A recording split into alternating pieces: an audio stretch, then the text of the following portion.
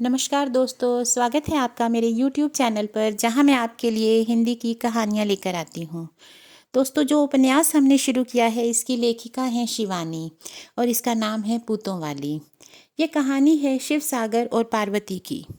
पार्वती कहने को तो 5-5 सजीले पुत्रों की माता थी, लेकिन पुत्र पढ़ लिख कर अपनी अलग ही दुनिया में रम गए थे। उनके जीवन में, उनकी दुनिया में उनके माता पिता की शायद कोई जगह ना थी और शिव सागर ने इस स्थिति से समझौता भी कर लिया था। वह अपनी पेंशन में अपना गुजारा करना अच्छे से जानते थे, लेकिन पत्नी की गिरती हुई हालत ने उन्हें मजबूर कर दिया कि वह अपने आत्मसम्मान को छोड़कर अपने छोटे बेटे को पत्र लिखे कि उसकी माँ को इलाज की ज़रूरत है। उनका सबसे छोटा बेटा स्वास्थ्य विभाग में सचिव था, लेकिन पुत्र की तरफ से कोई जवाब नहीं आया तो वह दोनों वहाँ पहुँच गए। पर पुत्र की अवहेलना ने इन दोनों का दिल तोड़ दिया, खास करके उसकी माता जिसकी कि वो जान हुआ करता था, और वह अगले ही दिन वहाँ से बेरंग वापस लौट आए। अब आगे कहानी में देखें क्या होता है। दूसरे दिन तड़के ही बद्री आ गए। शिव सागर कुछ न पूछे जाने पर भी निरंतर पुत्र के वैभव का वर्णन किए जा रहे थे। 2-2 कारें खड़ी रहती हैं दरवाजे पर, एक दफ्तर की, दूसरी अपनी। बहुत बड़ी कोठी है, पर पैर कहाँ टिक पाता है बेचारे का।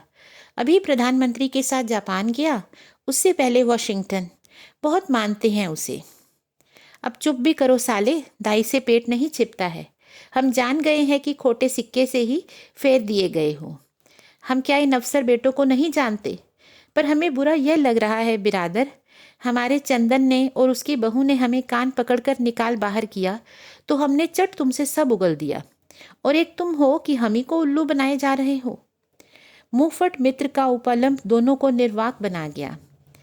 ठीक कहते हो बद्री, अब इससे रास्ते भर यही कहते रहे कि तुझे गांव वालों ने पूतों वाली का खिताब दिया। इससे तो निपुती कहा होता। वह जो कविता हमने बचपन में पढ़ी थी बद्री, कि 5 पूत रामा बुढ़िया के, बाकी बचा न एक, वही हो गया हमारे साथ। चुप भी करो। पार्वती का क्षीण स्वर भी एक पल को तीखा हो उठा। ऐसी अमंगली बातें मुंह से मत निकालो। 5-5 बेटों के रहते मैं क्यों निपुती होने लगी? मैं जानता हूँ बिरादर। बद्री ने अध जली बीड़ी रगड़कर बुझा कान में खोस ली। भाभी को बीड़ी का कड़वा धुआं बहुत बुरा लगता था। यह दर्द कभी जाता नहीं। औलाद की दागी गई गोली चिता में चढ़ने तक कलेजे में ही धसी रहती है। उसी गोली को कलेजे में लिए बद्री पिछले 10 सालों से ऐसे ही घूम रहे थे। ठीक 10 वर्ष पूर्व वे भी पुत्र के बिन बुलाए पाहुने बनकर गए थे। बम्बई का नाम तो सुना था, पर कभी वहां जा भी पाएंगे यह बात उन्होंने सपने में भी नहीं सोची थी। बेटे ने विवाह अपनी ही पसंद का किया था, पर लड़की अपने ही समाज की थी। 2-3 साल कभी कभार बेटा बूढ़े बाप को आकर देख जाता, पर अपने साथ रहने को आग्रह ना बेटे ने किया ना बहू ने। अब तो उन्हें अपने विधुर जीवन की आदत पड़ गई थी। पर तब घरनी गई ही तो थी। घर काटने को दौड़ता। फिर उन्हें पौत्र जन्म का तार मिला। खुशी से बौरा ही गए थे बद्री। 5 रुपए के बताशे मंगवा सारे गांव के नाते रिश्तेदारों की स्त्रियों को न्योत सोहर भी गवा दिए थे। कब जा रहे हो बद्री काका पोता देखने? न तो यहाँ तो बुलाओ ना, हम भी देख लें। इस पर वह कहते, जाएंगे जाएंगे, ऐसी जल्दी क्या है, अभी तो बहू अस्पताल में ही है, आराम से जाएंगे। पर जाने की वह तिथि कभी नहीं आई। एक एक करके बच्चे के 2 जन्मदिन बीत गए। फिर तीसरे जन्मदिन में वे स्वयं कुछ देहाती फूहड़ स्वेटर और रंग बिरंगे कंटोप लेकर पहुंच गए थे। बुद्धिमानी यही की थी कि आने का तार दे दिया था, नहीं तो कहाँ भटकते रहते उस सुरसा से मुंह फैलाए शहर में। उन्हें लेने बेटे बहू स्टेशन आए तो थे, पर दोनों का चेहरा पिता का देहाती लिबास देखकर लटक गया था। पीली पड़ गई धोती, नीली फूलदार मिर्जई निरंतर तेल मर्दन से एकदम काली पड़ गई थी। पैरों में चमरौंधा जूता और विभस्त सा टीन का डिब्बा। क्या बंगला था चंदर का, और कैसी सजावट। आया पोते का हाथ पकड़कर घुमा रही थी। उन्होंने झट से पोते की बंद मुट्ठी में 5 का तुड़ा मुड़ा नोट थमाया तो कल मुही आया मुंह फेर कर हंसने लगी। उसने इस बच्चे की पहली नैपी धोने का नेग ही 101 रुपये लिया था। फिर तो दूसरे ही दिन से मिर्जई कंटोप पहनकर बद्री दुबे निरंकुश मस्ती में पुत्र की कोठी का चक्कर लगाने लगते। कभी चौकीदार से बतियाते, कभी नौकर से। कभी नन्हे पोते पर प्यार उमड़ता तो उसे चूम चूम कर बेहाल कर देते। उनकी इन सस्ती हरकतों से बहू का खून खौल उठता। सुबह उठते तो साथ लाई दातुनों के गट्ठड़ में से एक निकालकर घंटों चबाते। कान पर जनेऊ डाले घूमते रहते, पर पूरे हाथ को कंठ नली में डाल विचित्र भयावह शब्द करके खंकारते और फिर लॉन की झाड़ियों के पीछे ही लघु शंका से निवृत्त होने बैठ जाते। खाना अपने कमरे में ही खाते। महीने का आटा 8 ही दिन में साफ होने लगा। रोटियों पर रोटियां दागते चले जाते। इस पर कहते, भाई तुम्हारी बम्बई की सब्जियों में स्वाद नहीं है। स्वाद होता तो पता नहीं कितना भकोसते। बहू की हड्डियां जल भुनकर खाक हो जाती। इसी तरह से पूरे 15 दिन बीत गए। तभी वह भयंकर दुर्घटना घट गई थी। कोका कोला बद्री दुबे ने कभी पिया नहीं था। बेटे के यहाँ पूरा क्रेट धरा रहता। पहले पहल तो वह बड़े संकोच से कभी कभार एक आध बोतल पी लेते, पर एक दिन घर में अकेले ही थे। इधर उधर देख आधा क्रेट ही रिक्त कर दिया उन्होंने। घूम घाम कर बेहद थक गए थे। रात को सोए तो गहरी नींद आ गई और फिर सोते में पेशाब कर बैठे। साहब चाय कहकर बेटे का नौकर सिरहाने चाय का गिलास थामे खड़ा था। वे हड़बड़ा कर उठ बैठे। दुष्टता से मुस्कुराता नौकर बड़े मनोयोग से उस जल कुंड को देख रहा था।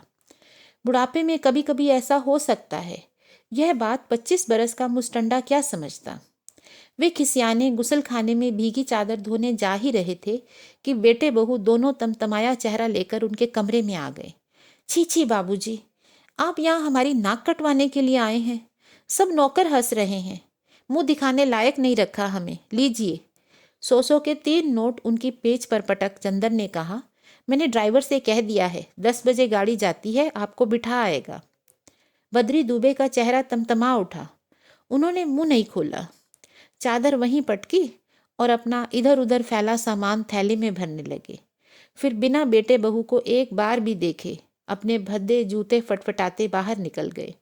उसके बाद उन्होंने कभी पैर गांव से बाहर नहीं निकाला।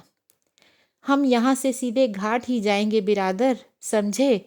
हमारे लिए चंदर मर गया उसका बेटा, उसकी बहू। निपूते हो गए हैं हम, और आज पूतों वाली पार्वती भी उनकी बिरादरी में आ गई। संध्या होते ही पार्वती की हालत में और सुधार हो गया। उसने स्वयं मांग कर कटोरा दूध पिया, बिस्तर पर ही कंघी चोटी की और भीगे गमछे से मुंह पोंछा। बड़ी सी टिकुली लगाई, मांग भरी, फिर हंसकर दोनों मित्रों से बोली, जाइए आप लोग टहल वहल आइए, रोजाना जैसे जाते हैं। अब हम ठीक हैं। दोनों निश्चिंत हो कुंडी चढ़ा घूमने निकल गए। मंगल था। महावीर जी के दर्शन किए, प्रसाद चढ़ाया और लौट पड़े।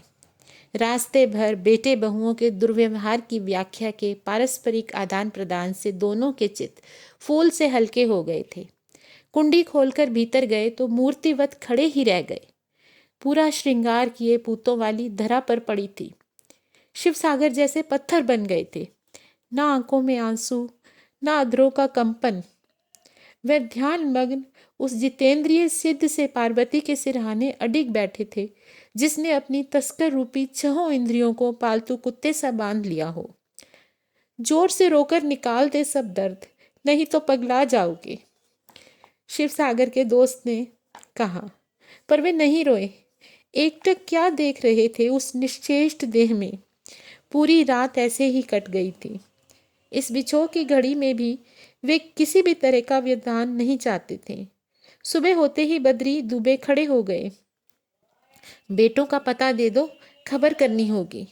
नहीं, मेघ से गरज पड़े शिव सागर मिश्र, मेरा कोई बेटा नहीं है। निपूती ही रही, इसे निपूती ही जाने दो। खबर पाते ही पूरा गांव उमड़ पड़ा था। पैरों की धूल लेने गांव की बहू बेटियां एक दूसरे पर गिरी जा रही थीं। पूतों वाली काकी सुहागन चिता चढ़ रही हैं, अरे सब पैर छू लो, बड़ी बूढ़ियां कह रही थीं। मुट्ठी भर देह को भस्मीभूत होने में आधा घंटा भी नहीं लगा। दोनों मित्र हारे थके जुआरी से घर लौटे तो संध्या सघन हो चुकी थी। अर्थी के कुछ मुरझाए हुए फूल अभी भी देहरी पर पड़े थे। बाहर झमाझम पानी बरस रहा था। बीच बीच में बिजली की चमक आंखें चौंधिया रही थी। तभी दिल दहलाने वाली गर्जना के साथ कहीं बिजली गिरी। वह पहुंच गई। उन्मुख लाल लाल आंखों से बद्री को देख शिवसागर मिश्र ने पहली बार मुंह खोला। कौन? आश्चर्य से मित्र की विचित्र दृष्टि और उससे भी विचित्र मुस्कान से त्रस्त होकर बद्री ने पूछा, कौन पहुंच गई है? पूतों वाली वहां, कह शिवसागर ने अपनी प्रलंब भुजा आकाश की ओर उठा दी। और इस तरह से इस कहानी का अंत हुआ, जिसमें हम ये देख रहे हैं कि किस तरह से 5 बच्चों के होते हुए भी माँ बाप का ध्यान रखने वाला कोई भी ना था। दोस्तों, जब भी हम इस तरह की कहानियाँ पढ़ते हैं या सुनते हैं, ये कहानियाँ हमारे समाज का आईना होती हैं। हमारे आसपास भी इसी तरह की घटनाएं होती होंगी। अगर हम अपने आसपास नज़र मारें तो हमें कुछ ना कुछ परिवार ऐसे मिल ही जाएंगे जहाँ पर बड़े बूढ़ों की अवहेलना की जाती है, उनको अपने साथ नहीं रखा जाता है, जहाँ बच्चे जिन पर माँ बाप ने अपना सब कुछ न्यौछावर कर दिया, अपना सब कुछ लगाकर उन्हें पढ़ाया लिखाया आगे बढ़ाया, वो तो अपनी ज़िंदगी में आगे निकल गए, उन्होंने अपना जीवन स्तर भी सुधार लिया, लेकिन अपने माँ बाप को वो कहीं बहुत पीछे छोड़ आते हैं और उनको अपने साथ रखने में भी उन्हें शर्म सी महसूस होती है। आज जब हम इस कहानी को सुन रहे हैं तो भी हमारा मन भर जाता है, लेकिन ये हमारा मन किस लिए भर रहा है? शायद हम अपने आने वाले भविष्य के बारे में सोचते हैं कि कहीं हमारे साथ ऐसा तो नहीं हो जाएगा।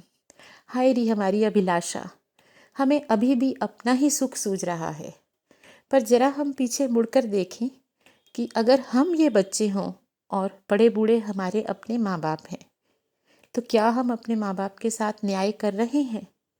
जो भी ये कहानी को सुन रहे हैं, एक बार अपने दिल पर हाथ रखकर खुद से पूछे कि क्या वो अपने माँ बाप के साथ न्याय कर रहे हैं। ये हो सकता है कि समय के साथ हमारा रहन सहन ऊंचा हो गया है, हमारे माँ बाप वही पुराने तरीके के हैं, लेकिन इससे हमें शर्मिंदा होने की ज़रूरत नहीं है, बल्कि हमें गर्व होना चाहिए कि उन्होंने उस अवस्था में भी हमें इस लायक बनाया, हमें पढ़ाया लिखाया। वो चाहते तो अपना जीवन सुखी से काटते और हम पर ध्यान ना देते, लेकिन उन्होंने हमें पढ़ाने लिखाने में अपना जीवन गाल दिया।